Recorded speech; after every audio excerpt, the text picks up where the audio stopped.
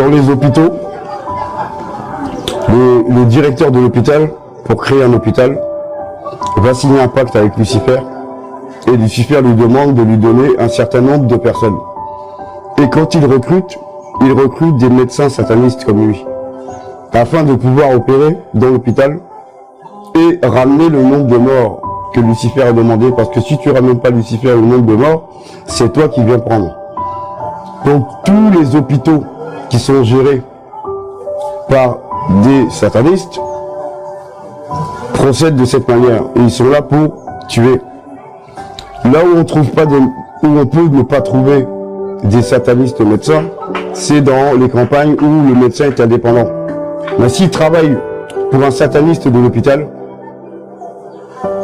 il y a 99% de probabilité qu'il soit sataniste. Parce qu'ils doivent assassiner les gens. Et quand vous allez à l'hôpital, il y a deux méthodes. Soit vous êtes protégé et vous allez vivre, soit vous n'êtes pas protégé et on va vous tuer. L'hôpital est un endroit où Lucifer et ses adeptes tuent le maximum de personnes. Et même certaines fois, les bébés qui naissent, on leur injecte un produit pour les faire passer pour morts, alors qu'ils sont pas morts, pour les endormir. Ensuite, ils récupèrent l'enfant, ils partent avec. Et ils vont le revendre à un réseau qui est un réseau de satanistes. Parce que chaque sataniste qui a besoin de faire une promotion au niveau de la musique doit ramener un bébé. Donc on ramène, il va acheter dans ce réseau sataniste un enfant. Il le présente soit à Baphomet, soit à Lucifer. Lui-même tue l'enfant. Il découpe l'enfant. Il met le sang d'un côté, la chair de l'autre, il mange et il boit. Et ensuite, après, sa chanson, sa musique aura du succès. Et à chaque album, il doit faire la même opération, un bébé, le découper. Et ces enfants sont récupérés dans les hôpitaux par les satanistes des hôpitaux. Mais ce qu'on appelle les infirmières et les aides-soignantes, elles ne sont pas dans le complot.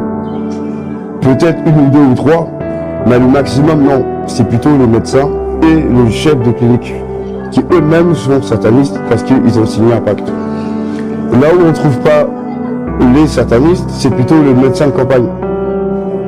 Parce que le médecin de campagne, il n'a pas la pression de quelqu'un sur la tête. Donc dans ce cas-là, il y a la probabilité de ne pas tomber sur un sataniste.